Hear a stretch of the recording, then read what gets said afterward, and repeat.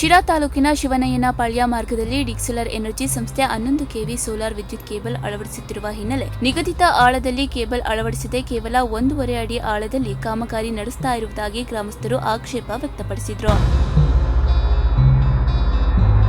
ಕುಡಿಯುವ ನೀರಿನ ಪೈಪ್ಲೈನ್ ಸಮೀಪದಲ್ಲೇ ಕೇಬಲ್ ಅಳವಡಿಸುತ್ತಾ ಇರೋದ್ರಿಂದ ಸಾರ್ವಜನಿಕರ ಸುರಕ್ಷತೆಗೆ ಅಪಾಯ ಉಂಟಾಗಬಹುದು ಎಂದು ಗ್ರಾಮಸ್ಥರು ಕಾಮಗಾರಿ ತಡೆದು ನಿಗದಿತ 6 ಅಡಿ ಆಳದಲ್ಲಿ ಕೇಬಲ್ ಅಳವಡಿಸಬೇಕೆಂದು ಒತ್ತಾಯಿಸಿದರು. ಇವ್ರು ಏನೇ ಮಾಡ್ತಾರೋ ಒಂದಲ್ಲ ಇವರು ಪರ್ಮಿಷನ್ ಕೇಳಬೇಕು ಇರೋದು ಇವರು. ಯಾಕೆ ಇಲ್ಲಿ ಕಳಪೆ ಕಾಮಗಾರಿ ಮಾಡ್ಯಾರ. ನಾವು ಒಬ್ರು ಮೈ ಮೇಲೆ ಹೊಡೆಯಕ್ಕೆ ತಯಾರಿಲ್ಲ.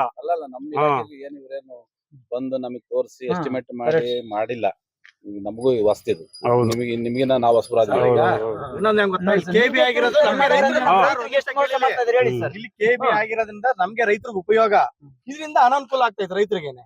ಇದಾಗಿರೋದು ಒಳ್ಳೇದೇ, ಇನ್ನೊಂದ್ರಿಂದ ಕೆಟ್ಟದ್ದೇ ಆಗ್ತಾ ಇದೆಯಲ್ಲ. ವಾಟರ್ ಪೈಪ್ ಏನಾದ್ರು ಡ್ಯಾಮೇಜ್ ಆಯ್ತು ಅಂದಾಗ ಅವ್ರು ಬಂದು JCB-ನೋ ಅಥವಾ ಆರೇನೋ ತಗೊಂಡ್ ಹಾಕಿದಾಗ ಡ್ಯಾಮೇಜ್, ನಿಮ್ ಕೇಬಲ್ ಡ್ಯಾಮೇಜ್ ಆಗುತ್ತೆ. ಕೇಬಲ್ ಡ್ಯಾಮೇಜ್ ಹಾಳಾಗೋಗ್ಲಿ, ಪ್ರಾಣ ಇರಲ್ಲ. ಅದರಲ್ಲಿ ನೀರ್ ಬರ್ತಾ ಇರುತ್ತೆ ಪೈಪ್ ನಲ್ಲಿ.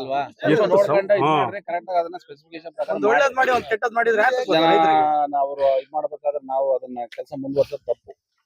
ಇದ್ರ ಮೇಲೆ ನಿಮಗ್ ಬಿಟ್ಟಿದ್ದು ಅಲ್ವಾ.